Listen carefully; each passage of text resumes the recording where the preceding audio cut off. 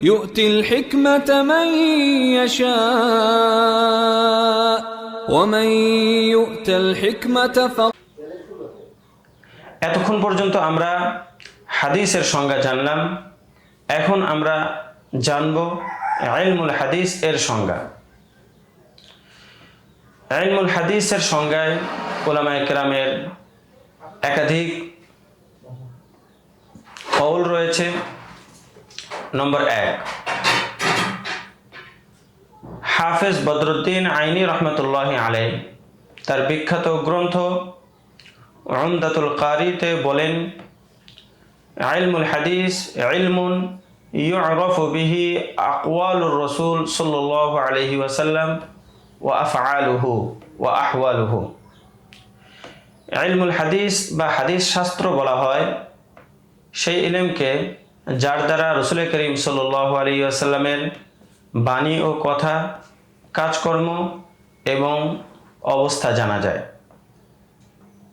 2 নম্বর সংজ্ঞা, হাফেজ সাখাভী রহমতুল্লাহি আলাইহি ফাতহুল মুগিস গ্রন্থে বলেন,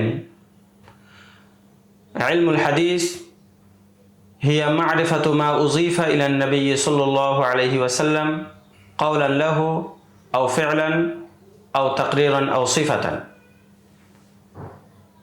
অর্থাৎ যে ইলম দ্বারা রাসূল করিম সাল্লাল্লাহু আলাইহি ওয়াসাল্লামের সাথে সম্পৃক্ত কথাবার্তা, কাজকর্ম, মৌন সমর্থন এবং অবস্থাদি জানা যায়, সেই ইলমকে ইলমুল হাদিস বলা হয়। বাহ্যিকভাবে এই 2টি হাদিসের সংজ্ঞা জামি' এবং পরিপূর্ণ মনে হয়, কিন্তু তাতে একটি আপত্তি হয়। সেটি হলো, এই সংজ্ঞার মধ্যে হাদিসে মাওকুফা এবং মাকতুআ অন্তর্ভুক্ত হয় না। এই কারণে ফাতহুল বাকি শরহ আলফিয়াতুল ইরাকি গ্রন্থে হাদিসের ইলমুল হাদিসের সংজ্ঞা এভাবে করা হয়েছে, মা'রিফাতু মা উযীফা ইলা নবী সাল্লাল্লাহু আলাইহি ওয়াসাল্লাম আও ইলা সাহাবিয়্যিন আও ইলা মান দুনাহু কাওলান লাহু আও ফি'লান আও তাকরীরান আও সিফাতান। অর্থাৎ রাসূল করিম সাল্লাল্লাহু আলাইহি ওয়াসাল্লামের সাথে সম্পৃক্ত, সাহাবায়ে কেরাম রাদিয়াল্লাহু তাআলা আনহুমদের সাথে সম্পৃক্ত এবং তাদের পরবর্তী লোকদের সাথে সম্পৃক্ত সকল কথাবার্তা, কাজকর্ম, মৌন সমর্থন এবং অবস্থাদি যে ইলম দ্বারা জানা যায় তাকে ইলমুল হাদিস বলা হয়। বাহ্যিকভাবে এই সংজ্ঞাটিও পরিপূর্ণ, কিন্তু এটা এত বেশি ব্যাপক যে ইলমু তারিখ এর অন্তর্ভুক্ত হয়ে যায়। যেহেতু এখানে ইলা মান দুনাহু শব্দ ব্যবহার করা হয়েছে, অর্থাৎ সাহাবীদের পরবর্তী সকল মানুষের অবস্থা, এর ভিতরে রাজা বাদশাদের অবস্থা অন্তর্ভুক্ত হয়ে যায়, অথচ সেগুলো হাদিস নয়। তো এর আসল কারণ হলো, দীর্ঘদিন পর্যন্ত ইলমুল হাদিস এবং ইলমে তারিখ 2টা একত্রিত ছিল। এ কারণেই হাজি খলিফা রহমতুল্লাহি আলাইহি কাশফুজ জুনুন গ্রন্থে এবং শেখ মুহাম্মদ আলা থানভী কাশফু ইসতিলাহাতিল ফুনুন গ্রন্থে ইলমুল হাদিসের সংজ্ঞা এমনভাবে করেছেন যাতে হাদিস এবং তারিখ বা ইতিহাস বিদ্যা অন্তর্ভুক্ত হয়ে যায়।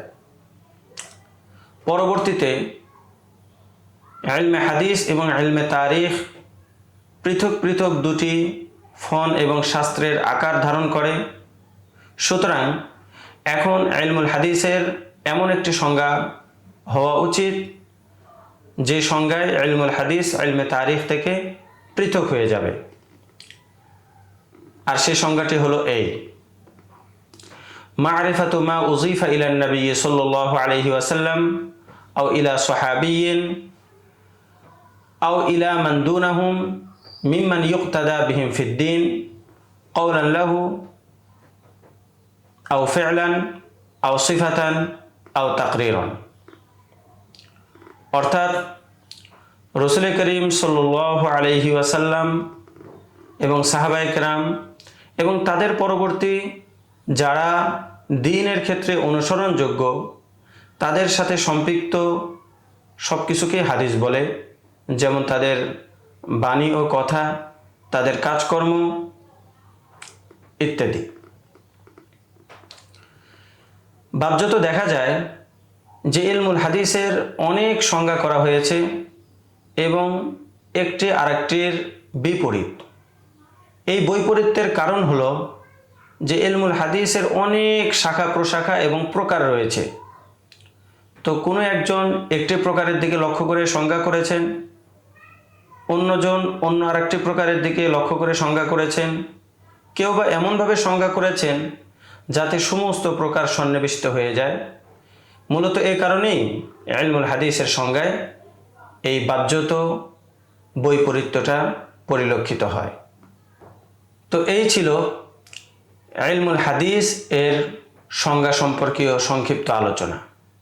يشاء ومن يؤت الحكمة فقد أوتي خيرا كثيرا وما يذكر إلا أولو الألباب